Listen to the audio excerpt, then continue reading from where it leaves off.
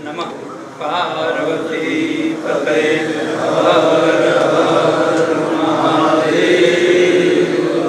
શ્રી સદગુરુ દેવતાભ્યો નમઃ.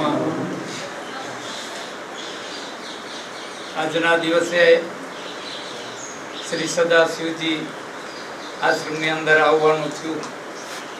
અમને અતિ આનંદનો અનુભવ થયો છે.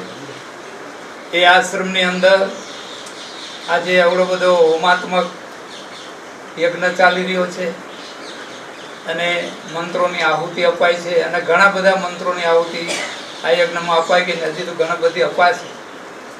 પણ આપ બધા સાધકો અને કાર્યકર્તાઓ એના અહોભાગ્ય અને ઘણા જન્મના પુણ્ય હશે કે જેને કારણે આવું સ્થાન, આવું સદગુરુના ચરણોમાં સ્થાન અને આધ્યાત્મિક જે આપને રસ્તો મળ્યો છે ને આપે જે અપનાવ્યો છે અને આપ જે કાંઈ કરી રહ્યા છો, આપનો ધંધો વ્યવસાય એ કરતાં કરતાં એમાંથી સમય લઈ અને એ કરવું એ બહુ અઘરું છે. પણ જ્યારે એની કૃપા હોય ને ત્યારે સહેલું બની જાય છે. એ અઘરું કોઈને નથી લાગતું, બહુ સહેલું પડી જાય. પણ એ ભૂમિ આજે તપોભૂમિ થઈ ગઈ છે. આ ભૂમિ છે તપોભૂમિ છે. સદાશિવ મહારાજ સ્વામી શ્રી એ તો ખૂબ તપસ્યા કરી.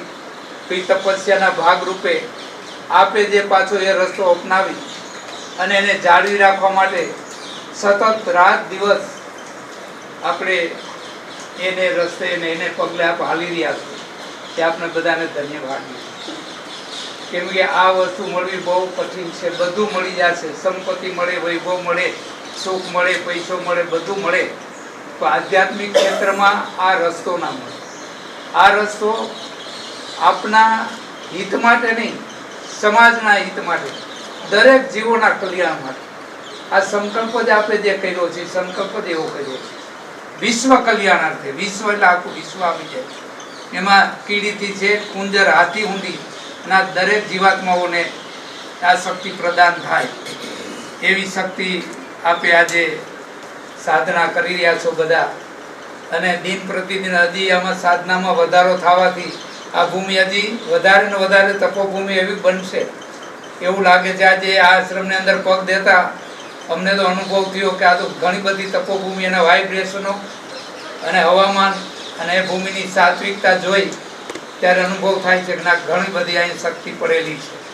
એ શક્તિનો આપ બધા લાભ લઈ રહ્યા છો એ જોઈને અમને ખૂબ ખૂબ અનુભવ આજે થયો છે. એમાં ગાયત્રી મંત્ર આજે કોઈ ધર્મ કે સંપ્રદાય એની કોઈ ટીકા ટિપ્પણ કરવા માટે વાત નથી. પણ દરેક દેવી દેવતાઓના 33 કરોડ દેવ છે. આપણે એના અલગ અલગ મંત્રો બધાના હોય છે. પણ જે ઋષિ મુનિઓએ વેદોમાંથી વેદની રૂચાઓ લઈ અને જે મંત્રો બનાવ્યા એ મંત્રોની અંદર જે બીજક મંત્ર ઉમેરીને જે શક્તિ પ્રદાન કરી છે એ તો એનું કોઈ આપને વર્ણન ના કરી છે. એવી શક્તિ એની અંદર પડેલી છે. આપણે ગાયત્રી મંત્ર દરેક મંત્રોના, દરેક સંપ્રદાયના, દરેક ઈષ્ટના, દરેક દેવી દેવતાઓનો મંત્રો તો હોય જ. એ બધા મંત્રોમાં આજે ગાયત્રી મંત્રને મુગુટમણિ કહેવામાં આવ્યો છે. એવો ઋષિ મુનિઓએ તો ઠીક, પણ વૈજ્ઞાનિકોએ હોતે સાબિત કરી બતાવ્યું છે ગાયત્રી મંત્રમાં શું તાકાત છે. એ ગાયત્રી મંત્ર 24 અક્ષરનો મંત્ર છે, પણ એની અંદર ઘણી બધી તાકાત છે. એ તાકાતની અંદર ડબલ નહીં, 8 ગણી નહીં, પણ 12 ગણી તાકાત મળે એવા આપણે જે બીજક મંત્રો સહિત જે અનુષ્ઠાન કરી રહ્યા છે એ તો અહોની છે, અહોભાગ્ય છે કે એ મંત્ર આપણા મુખેથી ઉચ્ચાર થાય છે. આપણી શરીરની ઇન્દ્રિયોની દરેક જે તાકાત મળે છે, આપણા શરીરની અંદર જે 6 ચક્રો છે એ ચક્રોની જાગૃતિ થાય છે. ઘણી બધી ઓટોમેટિક ઉર્જા પ્રાપ્ત થતી હોય. આપણે એને અનુભવીએ ત્યારે ખબર પડે કે શું છે. અનુભવ વિના ખબર ના પડે. એ અનુભવ માટે બીજા મંત્રો ઘણા બધા છે, પણ એક જ આપણે મંત્રની વાત કરીએ તો રામ મંત્ર છે. રામ લખવામાં 2 અક્ષર થાય, બોલવામાં 3 અક્ષર થાય, રા, અ અને મ. રકાર, અકાર અને મકાર, આ 3 શબ્દો છે. આ મંત્રો જે આપ કરી રહ્યા છો અને મંત્રો શાસ્ત્રોમાં લખેલા છે, પણ આ ટૂંકો મંત્ર એટલે આપને કહું છું કે એનાથી આપને જાતે અનુભૂતિ થાય, આપને બેઠા એને બધાને અનુભૂતિ થાય. તમે રકાર મંત્ર એટલે રા બોલો, તમારા મનથી રા બોલો અને નાભી જો આપ નાભી ખેંચાય, રા બોલવાથી નાભી દરેકની ખેંચાય, એ અનુભૂતિ છે. અહીંથી ઉત્પત્તિ થાય, સહસ્ત્ર ચક્રની જાગૃતિ થાય, એમાંથી રકાર મંત્ર ઉત્પન્ન થાય. રકાર, અકાર મણિપુર ચક્રમાં આવીને સ્થિર થાય. અહીંયા આંગળી રાખીને અ બોલો એટલે એની ધ્રુજારી આવે, રા અ, અને હોઠ 2 ભેગા થાય ત્યારે જ મ બોલી શકીએ. મ એમ નામ ન બોલાય. ઉત્પત્તિ, સ્થિતિ અને લય, આ 3 અક્ષરની અંદર 2 ચક્રની જાગૃતિ થઈ જાય.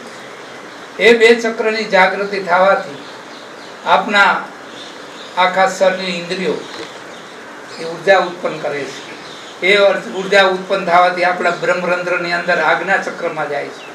આજ્ઞા ચક્ર દ્વારા આપને ઘણી બધી સ્થિરતા આવે છે. સ્થિરતા આવ્યા પછી મંત્રની જાગૃતિ થાય છે, અને એ મંત્રની જાગૃતિ થવાથી આપણા જીવનનું, આત્માનું, બધાનું કલ્યાણ થાય. એક ટૂંકો મંત્ર બોલવાથી એટલું થતું હોય તો આપ તો આ મંત્ર કેવડો બધો જબરદસ્ત 100 અક્ષરનો મંત્ર બોલો છો. વિચાર તો કરો, એ કેવડી બધી જાગૃતિ હશે.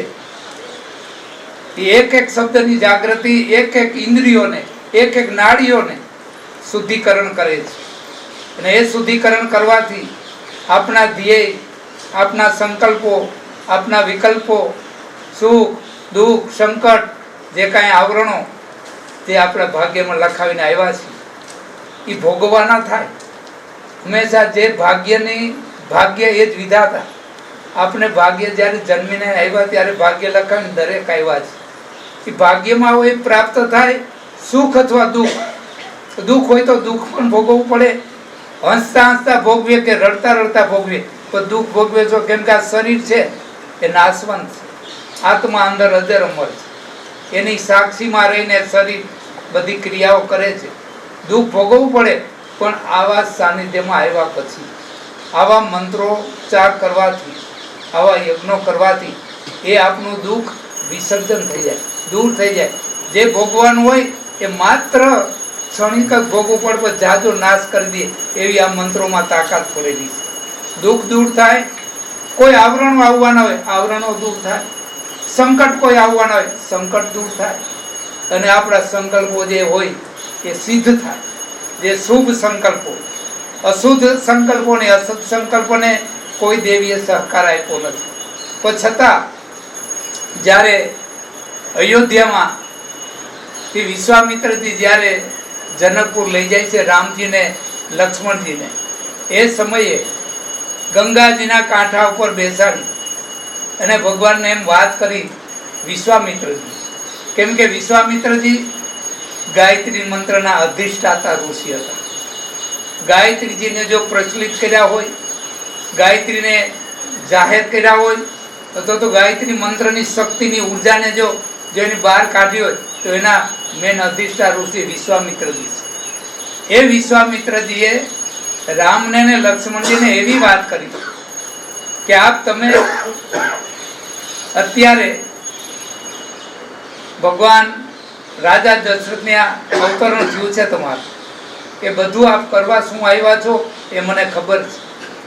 પણ જ્યારે જ્યારે બ્રહ્મ હોય કે જીવ હોય, જીવ અને બ્રહ્મ, આત્મા અને બ્રહ્મ એ બેને વચ્ચે જાજો ગેપ નથી, પણ આવી સાધનાઓ દ્વારા હાવ નજીક પહોંચી જવાય છે.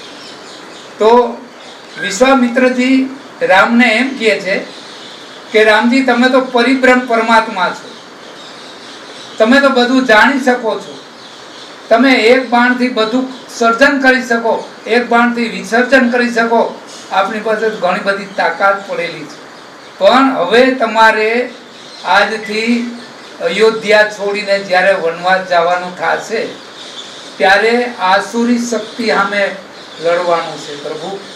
એ આસુરી શક્તિને એના માટે એના સામું જજમવા માટે એને માટે શક્તિ પ્રદાન કરવા માટે તમે શક્તિવાન તો છો, તમે બ્રહ્મ નીચે બ્રહ્મા, તમે બ્રહ્મ જ છો, પણ છતાં જ્યારે આસુરીઓ એને પણ તપોબળ કરેલા હોય છે, રાક્ષસો હતા એની ઘણી બધી તપસ્યાઓ કરીને ઘણી બધી શક્તિઓ પ્રાપ્ત કરી લેવી, અદ્રશ્ય રૂપે ઘણું બધું કરી શકતા હતા, ઋષિ મુનિઓના યજ્ઞનો ભંગ કરી શકતા હતા, બધું ઘણી બધી શક્તિઓ એ પણ કરતા અને વિઘ્ન નાખતા. તો પ્રભુ આજે આપણે 14 વર્ષ વનવાસમાં રહેવાનું, એની અંદર અનેક અસુરો આસુરી તત્વો સામે આવશે, એના માટે લડવા માટે બલા અતિબલા નામની વિદ્યા હું તમને આજે આપું છું. એ ગંગાજીને કાંઠે રામે ને લક્ષ્મણજીને અને મંત્ર આપ્યા ને આયુધ આપ્યા, એ શસ્ત્ર આપ્યા, શસ્ત્રમાં એક બાણ મંત્રીને બોલેલા 1000 બાણ થઈ જાય. આવી શક્તિ બલા અતિબલા નામની શક્તિ એમાં આપેલી. એ જ શક્તિ આજે આપણે આ ગાયત્રી મંત્રની અંદર જે બલા અતિબલા નામની શક્તિ પ્રાપ્ત એમાં મેલેલી છે ગુરુજી. એ ગુરુજી આપણે એમ કહેવા માગે છે કે આ દેશની અંદર આ ભૂમિ ઉપર અને અટાણે કોઈ આસુરોને અગાવે સિંગડા કે પૂંછડા નહોતા, પણ એના કર્મ જ હલકા હતા, એ તાંત્રિક હતા, એ મલિન હતા, એના વિચારો મલિન હતા. આસુરીનું જ કામ કરી શકે, બીજાને નડવાનું જ કામ સારું ના કરી શકે. અટાણે પણ એવા ઘણા અસુરો છે, નથી એવું નથી. આ દુનિયામાં આવડી બધી વસ્તી છે, એની અંદર ઘણા છે. એ આસુરી તત્વો, એ તત્વોને રોકવા માટે, એ તત્વોને હણવા માટે, એને દૂર રાખવા માટે, એની શક્તિને ક્ષીણ કરવા માટે જો આવા ઠેર ઠેર જો આવા યજ્ઞ થવા લાગે અને યજ્ઞની જો શક્તિ માણસમાં આવી જાય અને એ મંત્રની શક્તિથી આ બધી વસ્તુઓ બધી છે ને એ બધી કબજે ને બધાને શાંતિ થઈ જાય. જે જીવે, જેને જીવવું છે, જેને સાત્વિક રીતે રહેવું છે, જેને આધ્યાત્મિક રીતે રહેવું છે, એને અડચણ કરતી આ શક્તિઓ બધી દૂર થઈ જાય. એવી શક્તિ આ મંત્રોમાં છે. એ મંત્રો આજે આપના આશ્રમની અંદર, સદાશિવ આશ્રમની અંદર ગુરુ મહારાજે જે આપને રસ્તો બતાવ્યો એ રસ્તામાં આપ બધા હાલી રહ્યા છો. એ આપના બહુ અહોભાગ્ય કહેવાય કે અહીંયા આવવું એ પણ એક દુર્લભ છે. અહીંયા આવી જવાય તો એ ભાગ્ય આપના ખુલી જાય, પણ જેના ભાગ્યમાં હોય એ આ કરી શકે. બધાથી નથી થઈ શકતા. બાજુમાં જ રહેતા હશે ઘણા, અહીંયા ઘણા બધા રહેતા પસારે ઘણા થતા હશે, પણ જેના ભાગ્યમાં ના હોય એ નથી લઈ શકતા. ભાગ્ય વિના રામાયણની અંદર કીધું છે ને, બળે ભાગ્ય મનુષ્ય તન પાવા. મોટા ભાગ્ય હોય, મોટા ઘણી બધી તપસ્યા ઓલા ભવની કરેલી હોય, ઘણા પુણ્યના કામ કરેલા હોય. બળે એટલે મોટા, મોટા ભાગ્ય હોય એને આ મનુષ્યનું તન કહેતા શરીર મળે છે.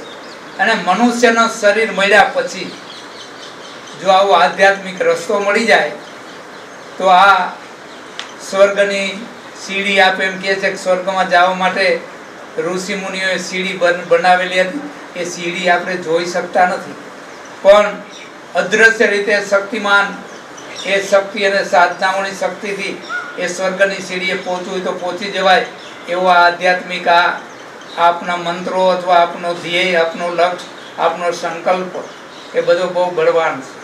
એવું આજે અહીંયા આવી જોઈને અમને અનુભૂતિ થાય છે. એ જોઈને અમને આનંદ થયો કે એટલા બધા ભાઈઓ બહેનો બધા એમ કે આ લાભ લઈ રહ્યા છે. જેને સમજણ આવી છે, જેને જ્ઞાન થયું છે, પૂર્વજન્મના જેના પુણ્ય ઉદય પામ્યા છે, એ કંઈક આ કરી શકે છે અને કરવા માટે આજે બધા તત્પર છે. તો એ માટે જોઈને અમે ખૂબ ખૂબ રાજી થયા છીએ.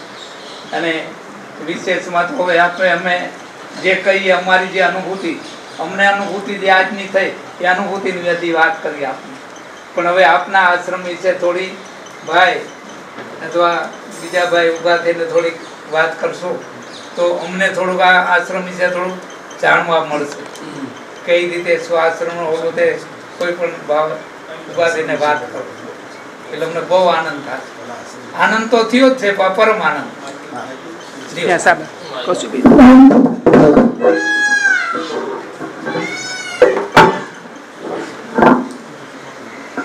પૂજ્ય સ્વામી શ્રી સદાશિવજી 1907 એમનો જન્મ, 1936 એમને આત્મ સાક્ષાત્કાર થયો હતો અને તેઓ સંજોગવશાત અમદાવાદની અંદર આવેલા. પોતે બંગાળી હતા. બંગાળમાં એમનો જન્મ થયો અને અહીંયા નીલકંઠ મહાદેવ, જે નિરંજની અખાડા છે અસારવામાં નીલકંઠ મહાદેવમાં, તેમના ગુરુજી લક્ષ્મણગીરીજી મહારાજની નિશ્રામાં તેમણે ખૂબ જ ઉગ્ર સાધના કરી અને આત્મ સાક્ષાત્કાર મેળવ્યો. ત્યારબાદ તેઓ તીર્થાટન કરતા અને ખૂબ અલગ અલગ મંત્રોની સાધના કરતા. બાવળાની અંદર એમને એક વખત સાવિત્રી ઉપનિષદ વાંચતા એમને એમ થયું, સાવિત્રી ઉપનિષદમાં બલાતિબલા મંત્રની સિદ્ધિ માટે એમ કહેવામાં આવ્યું છે, ક્ષુધા તૃષા નિરસને વિનિયોગ, એટલે ભૂખ તરસ મટી જાય એવી એ વિદ્યા છે. એટલે સ્વામીજીને થયું કે મારે જે ભિક્ષા માંગવા જવું પડે છે ના માંગવા જવું પડે, એટલે એમણે બલાતિબલા મંત્ર શરૂ કર્યો અને લગભગ 90,000 જેવા મંત્ર થયા. ત્યારે એમને એમ થયું કે મારો મંત્ર તો સોહમ છે, એટલે હું ક્યાં કરું છું. પણ તે દરમિયાનમાં જગદંબાએ તેમને આ બલાતિબલા મહાશક્તિએ એમની ઉપર અધિકાર લઈ લીધેલો અને તેઓને અંબાજી પણ ત્યાં સાધના એમને ખૂબ કરી. અંબાજીમાં એક બગલાની અંદર રહીને 2-3 સાધુઓ સાથે ખૂબ ઉગ્ર સાધના કરી. પછી અહીંના અમદાવાદના સાધકો એમને અહીંયા અમદાવાદ આવવા માટે આગ્રહ કરતા રહ્યા કે ભાઈ તમે અહીંયા આવો તો અમને તમારો લાભ મળે. એ વખતે આ જગ્યા એકદમ જંગલ જેવું, એક ફક્ત 2 મહાદેવ હતા અને મોટેરા ગામ ખૂબ આગળ હતું. કારણ કે મોટેરા ગામ મહાદેવની આજુબાજુ હતું, પણ જ્યારે મોટું ઘોડાપુર આવ્યું ત્યારે ગામ તણાઈ ગયેલું, મહાદેવજી 2 રહી ગયેલા. એટલે સ્વામીજીએ કહ્યું કે મારે તો એકાંતમાં જ મને રહેવાની જગ્યા મળે તો હું અમદાવાદ આવું. એટલે સાધકોએ એમને આ એકાંત જગ્યા બતાવી અને એમને ગમ્યું કે હા એ એકાંત છે. પછી 1950માં અખાત્રીજના દિવસે તેઓ અહીંયા આવેલા, આજે 72 વર્ષ પહેલાં. ત્યાર પછી એમને તો શરૂઆતમાં તો મહાદેવમાં રાખતા અને શહેરમાંથી ટિફિન લાવીને એમની જમવાની વ્યવસ્થા કરતા.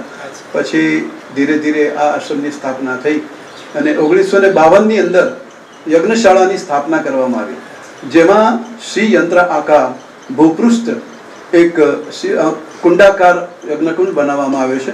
તાંબાનું આખું ઉપરનું પતરું બનાવવામાં આવ્યું છે અને એની ઉપરના ભાગમાં મેરુપૃષ્ઠમાં પણ એવો જ તામ્રનો એક યંત્ર છે. એક આખો સ્કૂપ બનાવીને એ સ્કૂપની અંદર બેસીને જાણે મંત્ર કરવામાં આવતા હોય, જેમ કે સ્કૂપમાં આયુર્વેદિક દવાને જેમ ઉર્જા આપવામાં આવે છે એવી રીતે ત્યાં પણ બેસીને સાધના કરવામાં આવે તો સાધકો ઉર્જાવાન થાય. અને પિરામિડિકલ આકાર આખો યજ્ઞશાળાનો એમણે બનાવવાનો.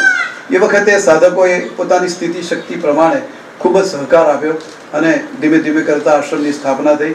સ્વામીજીએ ગૌશાળા પણ એક બનાવડાવી કે જ્યાં ગૌ બ્રાહ્મણ પ્રતિપાલ, એટલે વેદ હોય ત્યાં ગૌ માતા તો જોઈએ અને સાધકો હોય ત્યાં ગાયનું દૂધ ને બધું, એના માટેની થોડી વ્યવસ્થા થઈ. 1968 થી 1971 એમાં આજે આપણે બલાતિબલા મહાવિદ્યાનું જે અત્યારે તમે નિર્દેશ કર્યો ને, એ બલાતિબલા મહામંત્રનું 1 કરોડ મંત્રનું અનુષ્ઠાન અહીંયા થયું. એમાં અખંડ અગ્નિ સાથે એક વ્યક્તિ બેસે, એક વ્યક્તિ ઊભો થાય, એવી રીતે 18 માસ સુધી કન્ટિન્યુઅસ બધા બેઠા અને એવી રીતે 1 કરોડ મંત્રોનું અનુષ્ઠાન એ કરવામાં આવ્યું. પછી એમાં પણ અમારો જે વિનિયોગ હતો એ અસ્માકમ ભારત વર્ષમ સર્વથા શક્તિ, એટલે આપણો ભારત વર્ષ સર્વથા શક્તિ સંપન્ન થાય અને સમગ્ર વિશ્વને કલ્યાણ માર્ગમાં સંચાલન કરે. આ એક જ વિનિયોગથી સ્વામીજી બધા અનુષ્ઠાનો કરાયા છે. અમને એ 71માં જે પૂરું થયું ત્યારબાદ 1971ના સપ્ટેમ્બર મહિનાથી પાછું અમે 24 કરોડ મંત્રનું અનુષ્ઠાન શરૂ કર્યું. એ સ્વામીજીની કૃપાથી, સ્વામીજીના આશીર્વાદથી અને સ્વામીજીની પ્રેરણાથી એ કરવામાં આવ્યું. તે 2002ની અંદર પૂરું થયું. એટલે એનો દશાંશ હોમ સાથે 2002માં પૂરું થયું. ત્યારબાદ ફરી પાછું અમે એકાદશ મંત્ર જે આપણે હમણાં રુદ્રીનો જે મંત્ર કરે ને એના 11 લાખ આવર્તનનું અમારે અનુષ્ઠાન કર્યું. એક આવર્તનમાં જે ઉપરથી નીચે આવેલ, નીચેથી ઉપર જે એ લોમ અનુલોમ, એ રીતના 11 લાખ આવર્તન અમે કરેલા, એનું અનુષ્ઠાન પૂરું થયું. એ 2016માં પછી પાછું અમે ફરી બલાતિબલાનું અનુષ્ઠાન શરૂ કર્યું 1 કરોડ મંત્રનું. એ હમણાં ફેબ્રુઆરીના 2021માં અમારે 2022ના ફેબ્રુઆરી મહિનામાં એ પૂરું કરવામાં આવ્યું અને એનો દશાંશોમ પણ 2022માં ફેબ્રુઆરી મહિનામાં કરવામાં આવ્યો હતો. ત્યારબાદ ફરી પાછું અમે 24 કરોડ મંત્રો, અમે ગુરુજી મહારાજની આજ્ઞા કેવી રીતે લઈએ છીએ કે 4 મંત્રોની ચિઠ્ઠી મૂકીએ એક શિવલિંગની ઉપર, નાના બાળક પાસે ઉપડાવીએ, જે મંત્ર નીકળે એ અમારે અનુષ્ઠાન કરવાનું, એ ગુરુજીનો આદેશ માની લઈએ. તો આ વખતે ફરી પાછો અમને 24 કરોડ મંત્ર કરવાનો આદેશ મળ્યો છે. એ પ્રમાણે પાછો આદેશ પ્રમાણે 24 કરોડનું અનુષ્ઠાન શરૂ થયું છે. પૂજ્ય સ્વામીજીના ગુરુજી લક્ષ્મણગીરીજી મહારાજ અસરવા નીલકંઠ મહાદેવમાં હતા અને તેમની પાસે રહીને સાધના કરતા. ત્યારબાદ અહીંયા આગળ આવ્યા પછી એમનું 1983ની અંદર એમનો દેહોત્સવ થયો. એમણે સ્થૂળ શરીર એમનું પંચમહાભૂતમાં વિલીન થઈ ગયું. ત્યારબાદ પણ એમની કૃપાથી, એમના આશીર્વાદથી 3 સમયની આહુતિ સવાર બપોર સાંજની એ યજ્ઞશાળાની અંદર અવિરત ચાલે છે. અને રવિવારે સવારે 9:30 વાગ્યાથી શરૂ કરીએ તો લગભગ 1 વાગ્યા સુધી, ત્યારબાદ આખો દિવસ પણ મંત્ર ચાલે છે. 24 કલાકના મંત્રો પણ અમે ઘણીવાર કરીએ છીએ. આગલા દિવસે સાંજે શરૂ કરીએ, બીજે દિવસે પૂરા કરીએ. 1,00,000 સવા લાખ મંત્રો થાય. એવી રીતે સવારથી સાંજના પણ યજ્ઞો અહીંયા કરવામાં આવે છે. આશ્રમના ઉપક્રમે ગૌશાળા છે, સાધકો માટે ભોજનશાળા છે અને યજ્ઞશાળાનું સંચાલન અમારું સદાશિવ પ્રજ્ઞા મંડળ ટ્રસ્ટ કરે છે. ટ્રસ્ટ બનાવવામાં આવેલું છે અને વર્ષોથી ટ્રસ્ટ તેની પ્રાપ્તિ થાય તે માટે સ્વામીજીએ આ પ્રકારના વિનિયોગ મૂકેલા છે. અને સ્વામીજીએ આની સાથે મંત્રોની સાથે મંત્રને સીધા એટલે કે લોમ જપ, પછી વિલોમ જપ અને હલંત વિલોમ જપ, ત્યારબાદ આપે જેમ કહ્યું કે સ્વર વ્યંજન છૂટા રામમાં, એવી રીતે ગાયત્રીના પણ સ્વર વ્યંજન છૂટા કરીને એમ તમામ મંત્રો જે 11 છે તેના સ્વર વ્યંજન છૂટા કરીને એને વ્યાપક ન્યાસમાં 108 સ્થાનમાં એક અક્ષર એક સ્થાનમાં ફેરવતા જપ કરવાની પદ્ધતિ પણ અહીંયા આપેલી છે.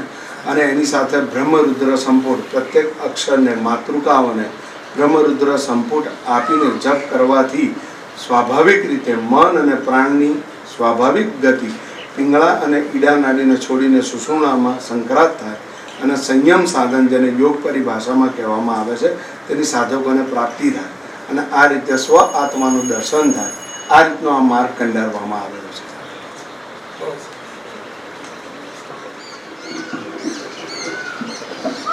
પરમ પૂજ્ય બાપુના ચરણોમાં પરમ પૂજ્ય રાજુ ભગત અને પરમ પૂજ્ય ડોલુ ભગત, આ સ્થાનમાં આપણે જ્યાં બેઠા છીએ ત્યાં પરમ પૂજ્ય શ્રી સદાશિવજીના ચરણોમાં કોટી કોટી સૌને વંદન કરીને આજની વાતમાં બાપુ સૌથી પહેલાં તો અમારે એવું કહેવું છે કે આ ભૂમિનો સૌથી મોટો પ્રતાપ એ છે કે આ બંને જણા બોલે દીકરા જમાઈ છે, આ બંને જણા સાથે મળીને સાધના કરે છે. એટલે આ ભૂમિની સૌથી મોટી તો વાત એ છે કે જ્યાં સસરાને જમાઈ ભેળા મળી અને આ મંત્ર કરતા હોય અને 2 પરિવાર જોડાઈને કામ કરતા હોય એટલે એમાં બાકી તો કંઈ, એટલે એવો આ પરિવાર છે. હવે ખાસ કરીને સૌ પ્રથમ હું યાદ કરીશ પરમ પૂજ્ય બાપુ સાથે મારે જે મળવાનું થયું હતું એના માટે એમને વંદન કરીશ. શ્રી સુખદેવસિંહજી વાળા કે જે માધ્યમ દ્વારા મને પરમ પૂજ્ય બાપુનો સાનિધ્ય મળ્યું. અને એવી જ રીતે આ આશ્રમમાં વર્ષો પહેલાં એક ધાર્મિક મેગેઝિનના સહતંત્રી તરીકે મારે આ આશ્રમમાં 3 વાર આવવાનું થયું હતું, પણ ખાસ આવીને ગયો હતો અને થોડુંક એનું રિપોર્ટિંગ કર્યું થયું. પછી મને જો કંઈ લઈ આવવાનું હોય તો એ મારો ભાઈ ડૉક્ટર નિકુંજ જોશીને કારણે હું આવ્યો છું. તો એ બંનેને હું પહેલાં તો યાદ કરું. પહેલાં પૂજ્ય બાપુ જ્યારે અહીંયા પધાર્યા છે એટલો આ અવસર અમને એટલા માટે બહુ આનંદ આવે છે કે વર્ષો સુધી રેથળ ગામ ઉપલેટા પાસે સૌરાષ્ટ્રની સતભૂમિ, તપોભૂમિ, ભક્તિની ભૂમિ જે કહીએ એ જગ્યાઓમાં ઘણીવાર એમ થાય કે આપણે ઘણી બધી વાતો સાંભળી હોય, ગંગા સતીના ભજન સાંભળ્યા હોય કે અનેક સાધુ સંતો વિશેના ચરિત્ર સાંભળ્યા હોય, પરંતુ એ બધા ચરિત્રો ક્યાંક 2 પૂઠા વચ્ચે હોય અને એવી જીવંત ચેતના આપણી વચ્ચે આપણે શોધતા હોઈએ અને ક્યાંક આપણે ચૂકી પણ જતા હોઈએ. તો એ ચૈતન્યની અનુભૂતિ જ્યારે બાપુ પાસે પહેલી વાર વખત જવાનું થયું ત્યારે એક અદ્ભુત રીતે અંદરથી એવો ભાવ થયો કે જે આપણે શોધીએ છીએ, કે જે આપણે સમજવા માગીએ છીએ એ કોઈ દેહ સાથે હોય તો એ બાપુ છે એવો ભાવ થયો. અને એ ભાવ મારી તો અનેક મર્યાદાઓ નબળાઈઓ બધા જાણે છે, બાપુ એકાદ તો વિશેષ જાણે છે, તેમ છતાં એ સાથેનું જોડાણ રહ્યું તો માત્ર ને માત્ર હોય તો આ એવા સદગુરુ કે જેમણે એ પોતે આપણો હાથ પકડી રાખે છે.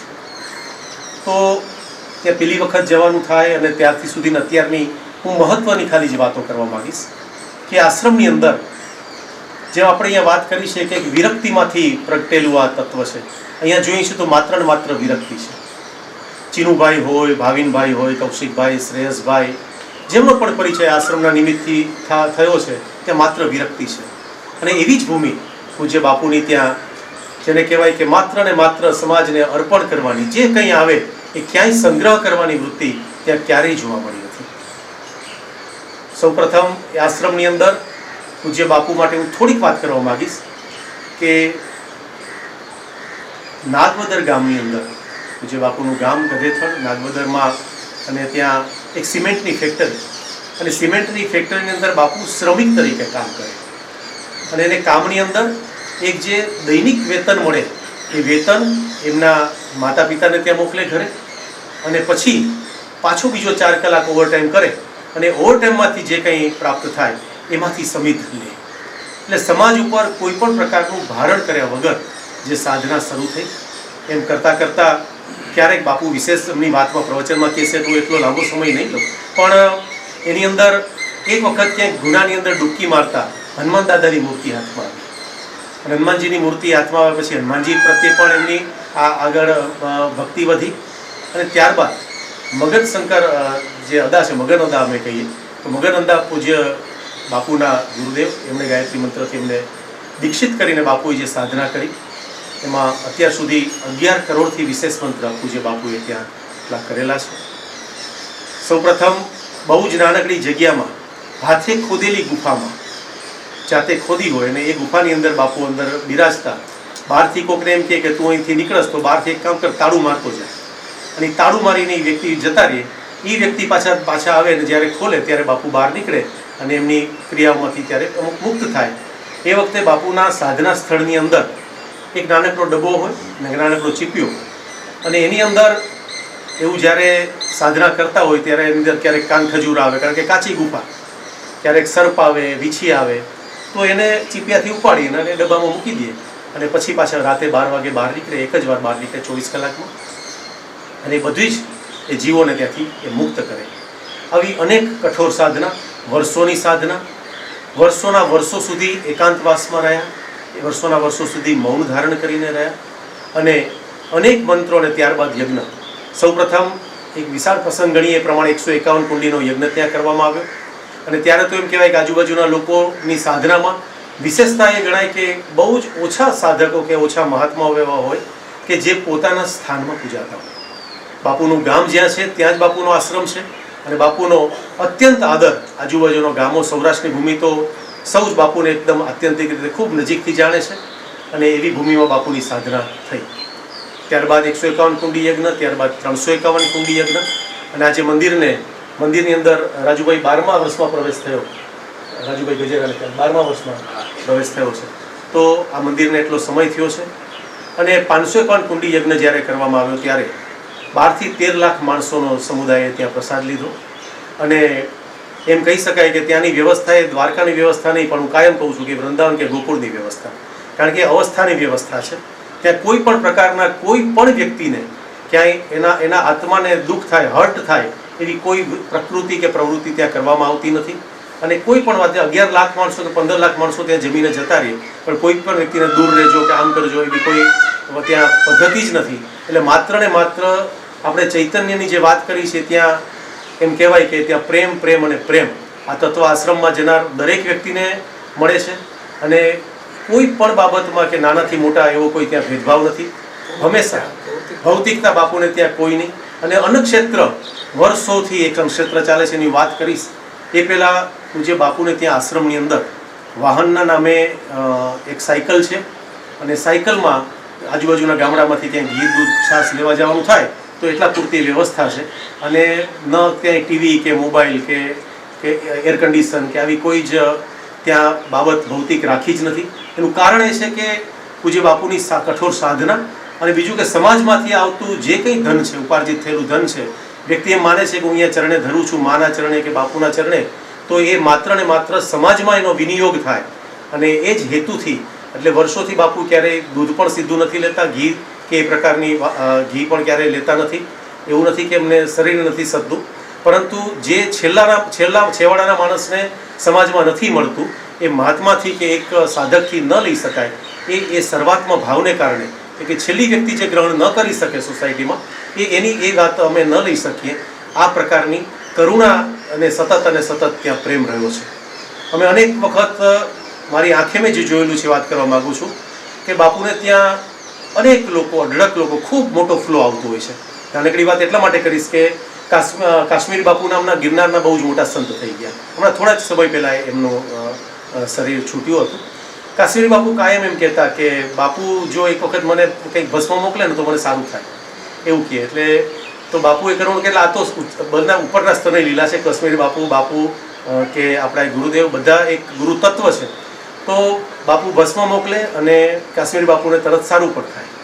એ ત્યારબાદ વળી પાછી એમ કીધું કે ના, હવે મારે કદાચ એમને એવો ભાવ હશે શરીર છૂટે કે ગમે તે, એટલે વળી બાપુને તે એવું કહેવડાયું કે બાપુ આપ મારે ત્યાં પધારો. એટલે બાપુ ગિરનારમાં થોડુંક ઉપર જવાનું છે, પરંતુ એ જગ્યા ઉપર પણ જઈને બાપુ ત્યાં ગયા અને બંને સત્સંગ કર્યો. એટલે ગુજરાતની મહત્વની બધી જ વિભૂતિઓ ગણીએ કે સાચા અર્થમાં તપસ્વી લોકો ગણીએ, એ ત્યાં બાપુ પાસે આશ્રમમાં આવતા હોય છે. અને મહદઅંશે છેલ્લામાં છેલ્લી વ્યક્તિ અત્યારની હમણાં લેટેસ્ટ વાત કરીએ તો ભોજન પ્રસાદ તો ત્યાં આવનાર દરેક માટે સમાન અને દરેક વ્યક્તિ માટે સમાન પદ્ધતિથી.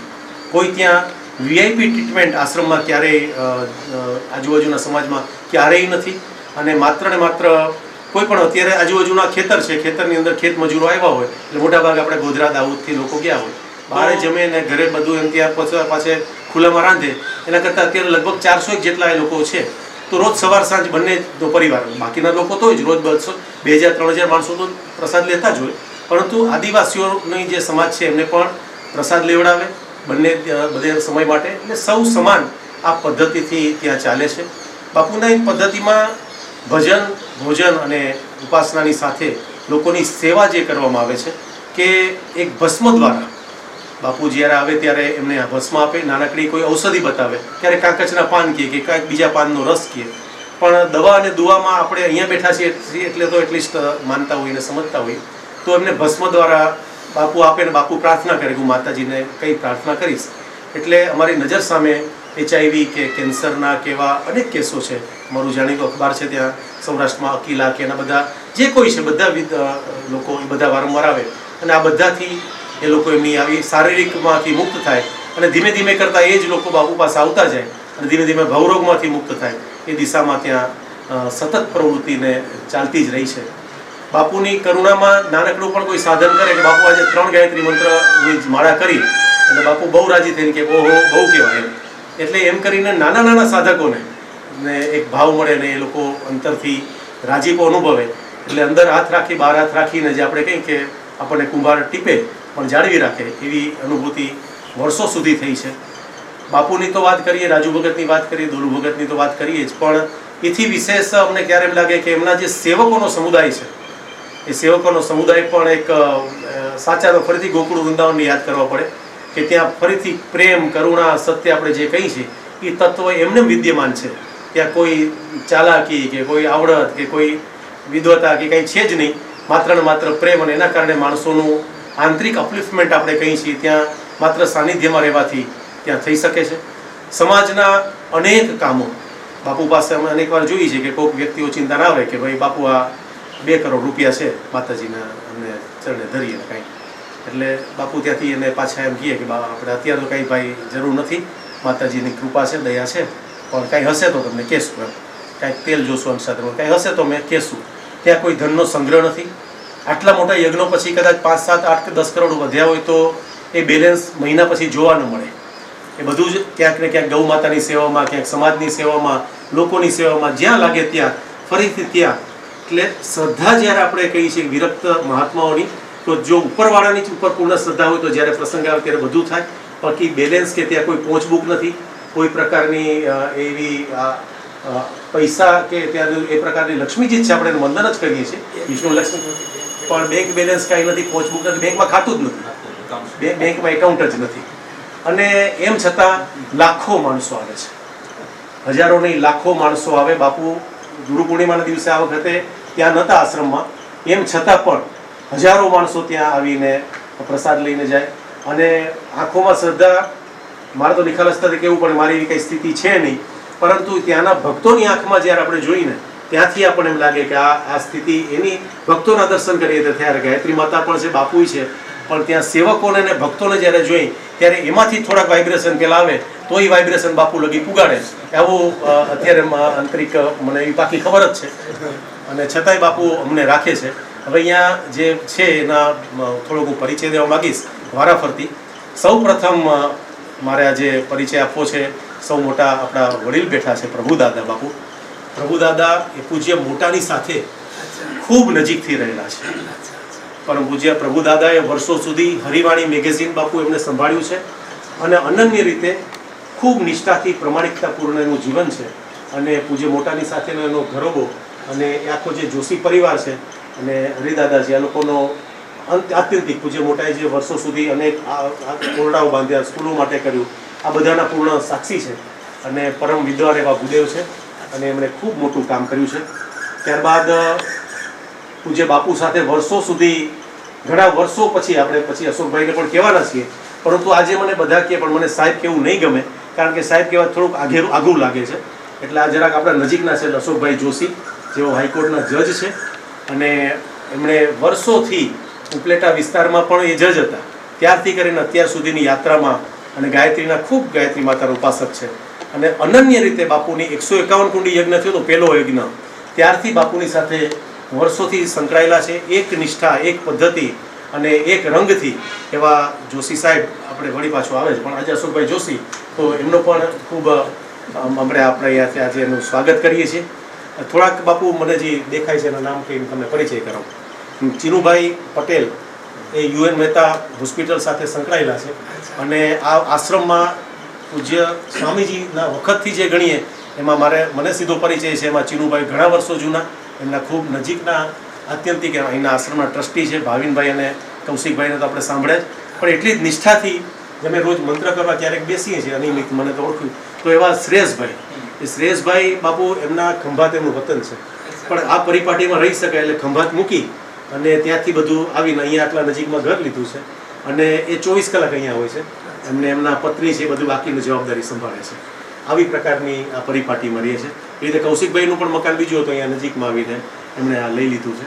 અને નિમેશભાઈ જોશીજી બાપુ એ પણ ખૂબ ઉત્તમ બ્રાહ્મણ છે. આપણે એક વખત એમના દર્શન કરવાનું થયું હતું, અને એ પણ આપણે એના પરિચયમાં છીએ. અને આ તો એક મનોગત રામનું મેગેઝિન છે બાપુ પક્ષનું, એ પૂરી નિષ્ઠાથી વર્ષોથી સંભાળે છે. એ રીતે જોશી પરિવાર તો અહીંયા બેઠો છે, સુરતથી ખાસ દર્શન કરવા આપના આવ્યા છે. સુરતથી જ બાપુ બધા પધારેલા છે. જોશી બાપુ ડૉક્ટર દીપ્તિબેન દર્શન આપે એક વખત આપણે ત્યાં આવ્યા છે, 2 વખત આવ્યા છે.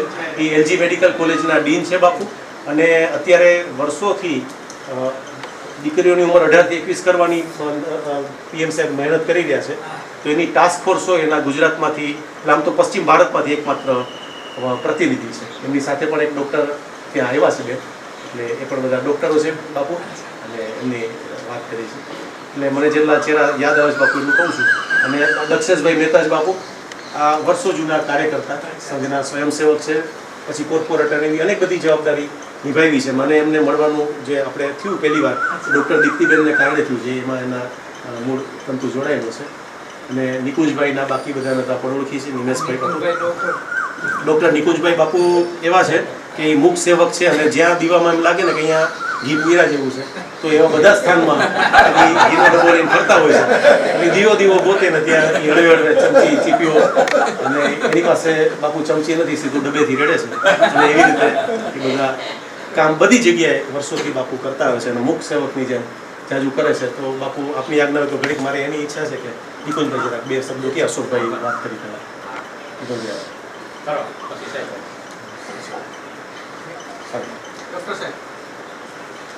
રાજુભાઈ ગજેરાનો પરિચય આપીશ. રાજુભાઈ ગજેરા વર્ષોથી આશ્રમમાં એમને નાની ઉંમરથી વર્ષોથી સેવક રહ્યા છે, અને આશ્રમની અંદર આપણે કહીને આ ગોકુળીઓ અવસ્થા વ્યવસ્થા જે કહી છે એ બધાના એ સાક્ષી રાજુભાઈ સૌ મૌન રહીને બાપુ મેં પહેલાંય પરિચય કર્યો. આ દીકરી રાધિકા છે એ આ ઇન્ટરનેશનલ ફોટોગ્રાફર છે અને આંતરરાષ્ટ્રીય સ્તરે એનું ઘણું મોટું નામ છે. એટલે બહુ મોટી જગ્યાઓમાં એ ફરતી હોય ને સરસ મજાનું કરે. ગાલા નામનો બહુ વિખ્યાત પરિવાર છે મારો કચ્છનો, એની દીકરી છે. પણ આવી બધી જગ્યાએ અમે ઘણીવાર ભેગા થઈને દર્શનમાં ની ભેગી આવતી હોય છે બાપુ. એ રીતના મારા મમ્મી ને એ બધા આવ્યા છે, એ બધા બાપુ છે જ બા આવ્યા છે. હરિ ઓમ. પરમ તત્વ ગુરુદેવના ચરણોમાં પ્રણામ. પરમ પૂજ્ય લાલબાપુને વંદન. અહીં મારા જયેશભાઈના, કૌશિક દાદાના, શ્રેયસભાઈના, ભાવિનભાઈના કે સદાશિવ આશ્રમના પરિવારના દરેક સભ્યો અને અમારા આમંત્રણને માન આપી અને આવેલા દરેક વ્યક્તિઓને વંદન છે. ભારતની આ ભૂમિમાં ઘણી બધી જગ્યાએ ફર્યા પછી સૌથી વધારે જો કોઈ ચેતનનિષ્ઠ જગ્યાનો અનુભવ હોય તો એમાંની આ એક જગ્યા શ્રી સદાશિવ આશ્રમ. અને એક ચેતનની નિષ્ઠામાં પામ્યા પછી પણ જો સાધનની ભૂમિકા ચાલુ રાખનાર એવા ખૂબ ઓછા સંતોમાંના એક એવા લાલબાપુ, એ દરેકનો અહીંયા જે સુભગ સમન્વય થયો છે એ આપણા બધાના અહોભાગ્ય છે. આશ્રમની અંદર જે સાધકો સતત એક નિષ્ઠાથી આ કામ કરી રહ્યા છે એ બધાને વંદન. આ એક અદ્ભુત પરિપાટી છે બાપુ ગાયત્રી વિશે, ગાયત્રીના વિજ્ઞાન વિશે અને આ સ્વામી સદાશિવની એક વિશિષ્ટ સાધના પદ્ધતિ વિશે આપણા આશ્રમના સાધકો કંઈક કે એ આ પદ્ધતિ જે વિશિષ્ટ પદ્ધતિ છે એના માટે શ્રેયસભાઈ, કૌશિકભાઈ, ચિનુભાઈ કોઈ કંઈક કહો તો એ વધારે સારું. હરિ ઓમ. સર્વે સાધકગણ સ્વામી શ્રી સદાશિવજીને વંદન કરી અને એમની સાધના પદ્ધતિ બાબતમાં કંઈક બે શબ્દો કહીશ. એ મારી શક્તિ બહારની વસ્તુ છે, પણ છતાં એમની સાથે રહી અને જે સાધના પદ્ધતિ છે તો જે મંત્રના ઉચ્ચારણની જે વિશિષ્ટ પદ્ધતિ છે એ અહીં વિશિષ્ટ પરંપરા છે. બે અક્ષર વચ્ચેનો સમયનો ગાળો સરખો રાખી નાકથી પ્રથમ શ્વાસ લઈ અને એનું ઉચ્ચારણ કરવાનું અને એ ઉચ્ચારણ દ્વારા જે પ્રાણનું રેચન થાય એ ક્રમબદ્ધ થાય. જેમ ઘડિયાળનો સેકન્ડ કાંટો જે રીતે ક્રમબદ્ધ રીતે ચાલતો હોય છે એ રીતે શ્વાસનું ઉચ્ચારણ દરેક અક્ષર સાથે આપણને એનું રેચન થતું હોય છે. ફરી એ શ્વાસ ખૂટી જાય, ફરી આપણે ઊંડો શ્વાસ લઈએ અને મંત્રનું ઉચ્ચારણ કરીએ. બે અક્ષર વચ્ચેનો સમયનો ગાળો સરખો રાખી અને બે અક્ષર વચ્ચે જે સમયનો ગાળો છે એ જે મંત્રના અક્ષરની અંદર જે પ્રાણનો પ્રવાસ છે એ વસ્તુ છે. અને એનું એ પ્રાણે સર્વમ પ્રતિષ્ઠિતમ, આ પ્રાણની અંદર જ આખું જગત પ્રતિષ્ઠિત થયેલું છે અને એ પ્રાણની અનુભૂતિ થાય એ બાબતની સ્વામીજીની આ સાધના પદ્ધતિ છે. અને હવે આપણે દરેક ધર્મની અંદર જે આકાશ તત્વ છે એમાં શબ્દ બ્રહ્મ એ દરેક ધર્મની અંદર શબ્દનો સમાવેશ તો છે જ. તો એ શબ્દનું ઉચ્ચારણ કેવી રીતે કરવું એ સાથે દરેક ધર્મના મંત્રો પણ આ રીતે આ વિશિષ્ટ પદ્ધતિથી ઉચ્ચારણ કરી અને સ્વામીજીએ પ્રસ્થાપિત કર્યું છે. એટલે કોઈ પણ ધર્મ સાથે આને કોઈ વિરોધ નથી, કોઈ એ નથી. આ એક વિજ્ઞાન છે અને એ વિજ્ઞાનનું બધી જગ્યાએ અથવા બધા મંત્રોમાં એનું એપ્લિકેશન થઈ શકે.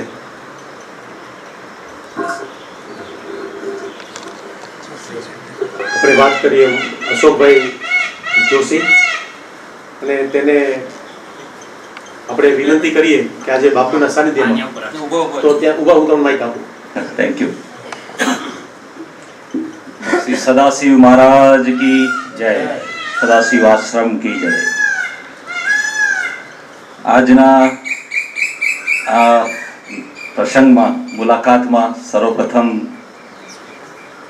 પૂજ્ય જેમને હું શ્રી 108 કહું છું એવા પૂજ્ય ગુરુ મહારાજ લાલ બાપુ, પૂજ્ય રાજુ ભગત, પૂજ્ય દોલુ ભગત, સાથી મિત્રો જયેશભાઈ વ્યાસ, રાજુભાઈ ગજેરા, કૌશિકભાઈ જોશીજી, તેમજ અન્ય અહીંના વ્યવસ્થાપકો, તેમજ ઉપસ્થિત ભાઈઓ તથા બહેનો. સર્વપ્રથમ તો જ્યારે કોલેજના કે સ્કૂલના પ્રિન્સિપાલ સાહેબ બોલે પછી નાનકડા વિદ્યાર્થીને બોલવાનું કહેવામાં આવે કે ભાઈ તું પણ 2 શબ્દ બોલ, તો કેવી પરિસ્થિતિ થાય. અત્યારે આમ જોઈએ તો એવી પરિસ્થિતિ છે કે આદરણીય ગુરુશ્રી લાલ બાપુનું પ્રવચન આપણે સાંભળ્યું, અહીંના સેવક કયો કે મુલાકાતી કયો કે જે કયો એ જે જયેશભાઈ વ્યાસને સાંભળ્યા, કૌશિકભાઈ જોશીજીને સાંભળ્યા, અન્ય સેવકોને સાંભળ્યા, પછી તો આ એક નાનકડા વિદ્યાર્થીને, કારણ કે અહીંયા હું જજ સાહેબ તરીકે તો એક છે કે સીધો હાઈકોર્ટમાંથી આવ્યો છું એટલે એ બરાબર છે કે મારે ત્યાંનો જેમ ચીફ સાહેબને મળવા જાવ એટલે ટિકિટમાં હોઉં એટલે એ રીતે આવ્યો છું, પણ અહીંયા એક સેવક તરીકે આવ્યો છું. સર્વપ્રથમ તો મારી 31 વર્ષની મહાદેવની ભક્તિ, એક નાનકડી ભક્તિ કહું કે મહાદેવને માથું અડાડ્યા વગર જયેશભાઈ મેં કોર્ટમાં પ્રવેશ નથી કર્યો છેલ્લા 31 વર્ષથી. એ આજે જે અત્યારે ગુરુ મહારાજ સાથે મને એક આ તક મળી અભિષેકની, એ બદલ તમારા બધાનો ખૂબ ખૂબ આભાર, અને સદાશિવ આશ્રમનો બધા સેવકનો આભાર, અને મહાન વ્યક્તિ પૂજ્ય સદાશિવ મહારાજની પણ એમના આત્માને ખૂબ ખૂબ વંદન કે અમને આ તક મળી. સામાન્ય રીતે તો એવું હોય છે કે મંત્ર ઉપર, ધર્મ ઉપર આ કંઈ જે કંઈ બોલવામાં આવે તો મારે નમ્રતાપૂર્વક એ કહેવું છે કે પહેલાં એવું કહેવાતું કે ધર્મયુગ હતો, ધર્મ આગળ ને યુગ પાછળ. હવે યુગ ધર્મ, યુગ આગળ ને ધર્મ પાછળ, તે વધારે યુગ. એટલે એટલા માટે કે 1 + 1 = 2 વિજ્ઞાનમાં જેમ આવે છે, ગણિતમાં આવે છે. એટલે ધર્મની કંઈ પણ વાત કરું એની કરતાં ગુરુ મહારાજની પરવાનગી લઈને આશ્રમના જે છેલ્લા 28 વર્ષના મારા જે અનુભવ છે એ નાનકડા અનુભવની પરવાનગી જયેશભાઈ, કૌશિકભાઈ જોશીજી મને પરવાનગી આપશે. 10/6/91 મેજિસ્ટ્રેટ તરીકે ચાર્જ લીધો જુનાગઢમાં. માણાવદર બદલી થઈ, માણાવદરથી ઉપલેટા 10/6/94 મારી બદલી થઈ. મેજિસ્ટ્રેટ તરીકે પછીના ગુરુ મહારાજની કૃપાથી અને મા ગાયત્રીની દયાથી મને 6 પ્રમોશન મળ્યા અને ગુજરાત હાઈકોર્ટમાં જજ તરીકે પ્રમોશન મળ્યું. એ દરમિયાન ઘણી બધી વાતો કહેવાનું મન થાય, પણ સમયને પણ ધ્યાનમાં રાખવો પડે. સેવક ગણો પણ અમુક ટાઈમ લઈને આવ્યા હશે, ગુરુ મહારાજનું પણ અહીંયા આખું સંધ્યા કરવાનો પછીનો શિડ્યુલ. અને ટૂંકમાં કહું તો કે જ્યારે સામાન્ય રીતે કોઈ વ્યક્તિને આપણે મળીએ અથવા એ વ્યક્તિ આપણને મળે ત્યારે એકબીજાનો પરિચય થાય, અને પરિચય થાય પછી આપણે એકબીજાના વિશે કંઈક અંદાજ કરી શકીએ. ત્યારે અહીંયા જ્યારે ઉપલેટામાં ચાર્જ લીધો મેજિસ્ટ્રેટ તરીકે ત્યારે મને બેન ક્લાર્ક કીધું કે સાહેબ તમે કે રોજ મહાદેવને, શંકર ભગવાનને, શિવલિંગને પગે લાગીને કોર્ટમાં પ્રવેશ કરો છો, તો તમે કે શક્તિને માનો છો કેમ? મેં કીધું શક્તિમાંથી તો આપણે બધા આવ્યા છીએ અને શક્તિથી જ આખી દુનિયા ચાલે છે, અને શક્તિ ન હોય તો બધું શક્તિ એનું પૂતળા જેવા. મને કે અહીંયા એક નાગવદર ગાયત્રી મંદિર છે, એટલે ગાયત્રી આશ્રમ છે, એટલે નાનકડું નાગ મંદિર, ગાયત્રી માતાનું મંદિર છે, ત્યાં લાલ બાપુ કરીને અનુષ્ઠાનમાં બેઠા છે. મેં કીધું એમના દર્શન થાય, કે ગાયત્રી મોટા મહાઉપાસક છે. એટલે મેં કીધું, મને કે દર્શન હમણાં નહીં થાય, આપ સાહેબ 94માં આવ્યા છો અને તમારી આપની બદલી 97માં થાય તો 96માં એ જ્યારે યજ્ઞમાં બહાર આવશે. ઓહો, મેં કીધું ત્યારે દર્શન થશે? ત્યારે કે 3 વર્ષના અનુષ્ઠાનમાં બેઠા છે બરાબર મિત્રો સાંભળજો કે હજુ મેં એમને જોયા નહોતા, એમણે મને નહોતા જોયા. પણ લાંબી વાત ના કરતો તો ટૂંકમાં કહું તો મને થોડી નાનકડી સત્યની શોધ કયો, ધર્મની શોધ કે મને આમ જરાક એવું હતું કે કંઈક એવી જગ્યાએ જઈએ કે જ્યાં આપણને પોતાને કંઈક અનુભૂતિ થાય અને જે કંઈ ઈશ્વરે આપણને દેહ આપ્યો છે તેનો એક ઉપયોગ થાય. તો અમે લોકોએ તમારા બેન અને બાળકોને બધા સ્કૂટર ઉપર જતા, બહુ લાંબી વાત છે, ટૂંકમાં કહું તો બજાજ સ્કૂટર ઉપર શનિ રવિ હાથે યજ્ઞનો સમય આવ્યો 151 કંડીનો, એટલે મને આમંત્રણ મળ્યું કે સાહેબ તમે ને બેન 100 હજી તો ગુરુ મહારાજ બહાર નહોતા આવ્યા, યજ્ઞના પહેલા દિવસે લાલ બાપુ બહાર આવવાના હતા અને અમને આમંત્રણ મળ્યું. રાજુ ભગતનું મારો પહેલો પરિચય રાજુ ભગત આવે અને રાજુ ભગતે મને કીધું કે તો યજ્ઞને પહેલે દિવસે બહાર આવશે. હવે 4 દિવસ પહેલા એવું આમંત્રણ મળ્યું, 5 અઠવાડિયે પહેલા કે યજ્ઞમાં બેસવાનું છે તમારા બેનને. અને બધું યજ્ઞમાં બેસીએ તો 2 વ્યક્તિનો ઉદ્ધાર થાય, મારો ને તમારા બેનનો, એટલે મારા વાઈફનો, ધર્માંગીનો. તો એની કરતાં મેં જો અહીંયા સેવા આપવામાં મારે સેવાની ઈચ્છા છે, જો સેવાની પરવાનગી આપવામાં આવે તો વધારે સારું. એટલે મને ત્યાંથી મારે ત્યાં કુદરતી ત્યાં મામલતદાર હતા રોહિત સાહેબ અને પોલીસ ઇન્સ્પેક્ટર રાવલ સાહેબ. હવે ત્યાં અમને એવું સમાચાર મળ્યા કે તમે યજ્ઞમાં બેસવાનું છે.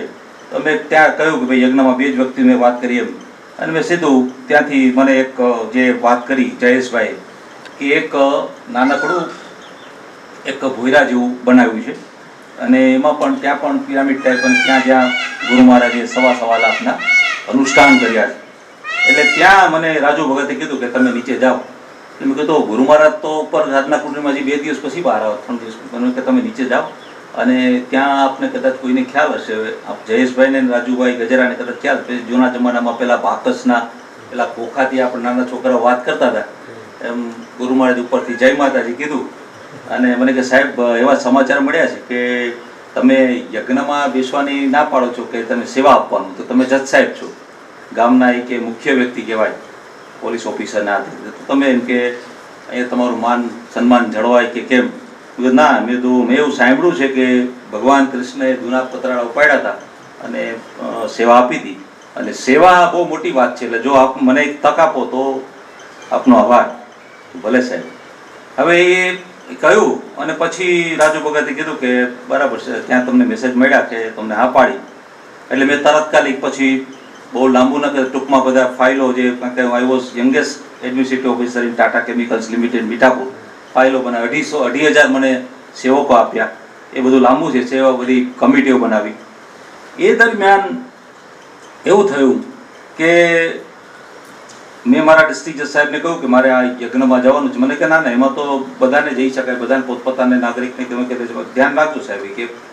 અને જેવી સેવા આપવાનું ચાલુ કર્યું કે ભાઈ આપણે સેવા આપવાની છે, એટલે 2 દિવસ પહેલાં મેં કહ્યું, મેં તો આપણે સંતો ક્યાં ઉતરવાના છે જોઈએ આપણે. એટલે ગુરુ મહારાજ તો હજુ અનુષ્ઠાનમાં હતા, મારે રાજુ ભગતને મળવાનું થાય, હરિભાઈને મળવાનું થાય, એટલે કે સંતો અહીંયા સ્કૂલમાં ઉતરવાના છે. એટલે સ્કૂલમાં અમે સંતોનો ઉતારો જોયો. તો ત્યાં હજી ઉતારો જોતા હતા, ત્યાં એક હેલ્થના મોટા સાહેબ આવ્યા, આરોગ્યના, રાજકોટથી, કે બુંદીને કારણ કે હું 1+1=2 આવું છું, ત્યાં અનુભૂતિ મારી નાનકડી કહું છું કે આ ગુરુ મહારાજના તપની તાકાત જે મને અનુભૂતિ થઈ એ કહું છું. તો પછી અહીંયા પણ ઘણા બધા મંત્રો જે થઈ ગયા છે, થઈ રહ્યા છે ને થશે, તો એની તાકાત કેટલી હશે એ ઉપર આપણે આવવાનું છે. તો આપણે પછી ત્યાં પેલા આવ્યા કે સાહેબ એક હેલ્થના મોટા સાહેબ આવ્યા છે અને કે બધું બુંદીને ગાંઠિયાને ખુલ્લા છે તો બધું બંધ કરી દો અહીંયા યજ્ઞને, યજ્ઞ નહીં થાય, બધું નહીં થવા દે કે બધું ઝાડા ઉઠીને બધું કેસ થઈ જાય. એટલે મેં ત્યાં તાત્કાલિક મને કે સાહેબ એક કોઈક સાહેબ આવ્યા છે હેલ્થના, ચાલો જઈએ મળીએ. એટલે તાત્કાલિક એને મળ્યો. એટલે હજુ અમે નાગવદાના મંદિરમાં ઊભા છીએ ત્યાં, એટલે મને કે are you magistrate? Yes sir, I am magistrate. મને કે યુ આર ઇન જ્યુડિશરીમાં? યસ. મને કે you are in public life? Yes sir. Constitution of India provides that every citizen has right to perform his or her રિલિજિયન્સ.